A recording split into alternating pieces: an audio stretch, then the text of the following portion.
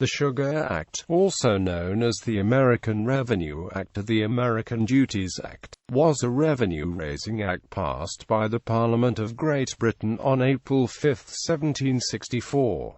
The preamble to the Act stated, "It is expedient that new provisions and regulations should be established for improving the revenue of this kingdom, and it is just and necessary that a revenue should be raised for defraying the expenses of defending, protecting, and securing the same." The earlier Molasses Act of 1733, which had imposed a tax of 6 pence per gallon of molasses, had never been effectively collected due to colonial evasion. By reducing the rate by half and increasing measures to enforce the tax, the British hoped that the tax would actually be collected. These incidents increased the colonists' concerns about the intent of the British Parliament and helped the growing movement that became the American Revolution. Background: the Molasses Act of 1733 was passed by Parliament largely at the insistence of large plantation owners in the British West Indies. Molasses from French, Dutch, and Spanish West Indian possessions was inexpensive. Sugar was priced much higher than its competitors, and they also had no need for the large quantities of lumber, fish, and other items offered by the colonies in exchange. Sometimes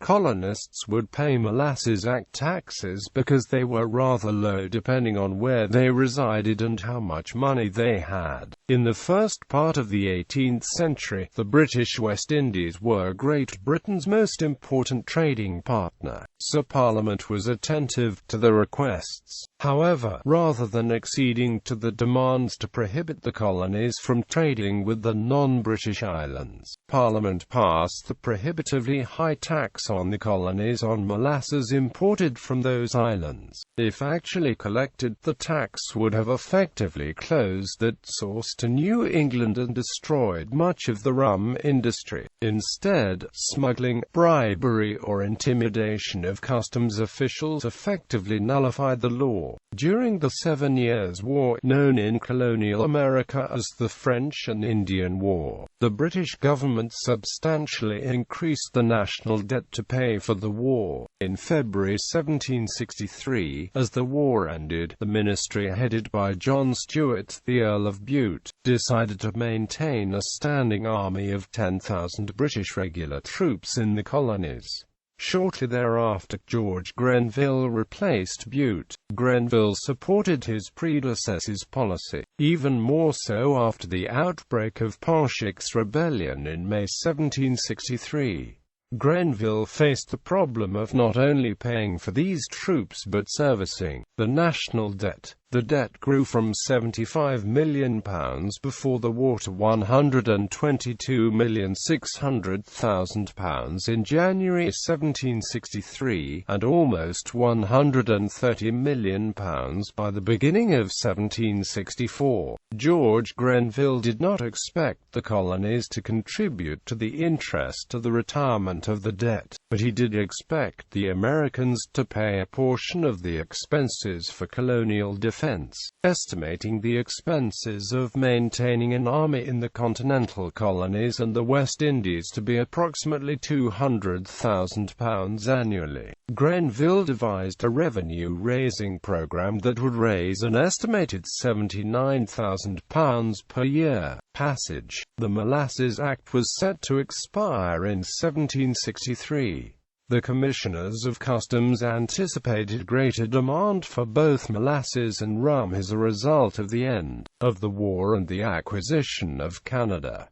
They believed that the increased demand would make a sharply reduced rate both affordable and collectible. When passed by Parliament, the new Sugar Act of 1764 halved the previous tax on molasses. In addition to promising stricter enforcement, the language of the bill made it clear that the purpose of the legislation was not to simply regulate the trade but to raise revenue. The new act listed specific goods, the most important being lumber, which could only be exported to Britain. Ship captains were required to maintain contained detailed manifests of the cargo, and the papers were subject to verification before anything could be unloaded from the ships. Customs officials were empowered to have all violations tried in vice-admiralty courts rather than by jury trials in local colonial courts, where the juries generally looked favorably on smuggling as a profession. Historian Fred Anderson wrote that the purpose of the act was to resolve the problems of finance and control that plagued the post-war empire. Quote, "To do this, three kinds of measures were implemented: those intended to make customs enforcement more effective, those that placed new duties on items widely consumed in America, and those that adjusted old rates in such a way as to maximize revenues." Effect on the American colonies. The Sugar Act was passed by Parliament on the 5th of April 1764, and it arrived in the colonies at a time of economic depression. It was an indirect tax, although the colonists were well informed of its presence. A good part of the reason was that a significant portion of the colonial economy during the 7 Years' War was involved with supplying food and supplies to the British Army. Colonials, however, especially those affected directly as merchants and shippers, assumed that the highly visible new tax program was the major culprit. As protests against the Sugar Act developed, it was the economic impact rather than the constitutional issue of taxation without representation that was the main focus for the colonists. New England ports especially suffered economic losses from the Sugar Act, as the stricter enforcement made smuggling molasses more dangerous and risky. Also, they argued that the profit margin on rum was too small to support any tax on molasses. Forced to increase the prices, many colonists feared being priced out of the market. The British West Indies, on the other hand, now had undivided access to colonial exports, with supply of molasses well exceeding demand. The islands prospered with the reduced expenses, while New England ports saw revenue from the rum exports decrease. Also, the West Indies had been the primary colonial source for hard currency, or specie, and as the reserves of specie were depleted, the soundness of colonial currency was threatened. Two prime movers behind the protests against the Sugar Act were Samuel Adams and James Otis, both of Massachusetts. In May 1764, Samuel Adams drafted a report on the Sugar Act for the Massachusetts Assembly, in which he denounced the act as an infringement of the rights of the colonists as British subjects. "For if our trade may be taxed, why not our lands?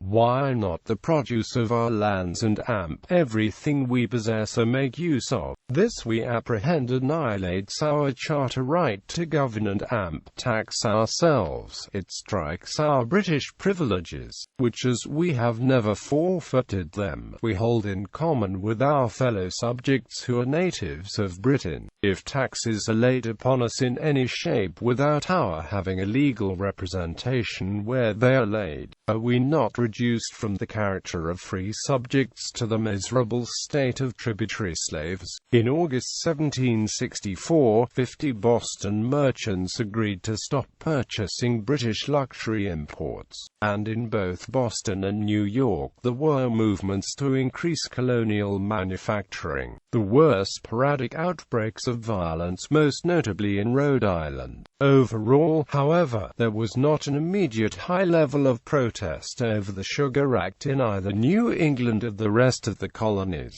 That would begin in the later part of the next year when the Stamp Act was passed. The Sugar Act was repealed in 1766 and replaced with the Revenue Act of 1766, which reduced the tax to 1 penny per gallon on molasses imports, British or foreign. This occurred around the same time that the Stamp Act of 1765 was repealed. Bibliography: Alexander, John K. Samuel Adams, America's Revolutionary Politician. ISBN 0-7425-21141. Anderson, Fred. Crucible of War. 2000. ISBN 0-375-40642-5. Draper, Theodore. A Struggle for Power. The American Revolution. ISBN 0812925750. Middlehouse, Robert. The Glorious Cause, The American Revolution, 1763–1789. ISBN 978-019-516247-9. Miller, John C. Origins of the American Revolution. Nash, Gary B. The Unknown American Revolution, The Unruly Birth of Democracy and the Struggle to Create America. ISBN 0-670-03420-7. The Sugar Act. Retrieved December 6, 2005.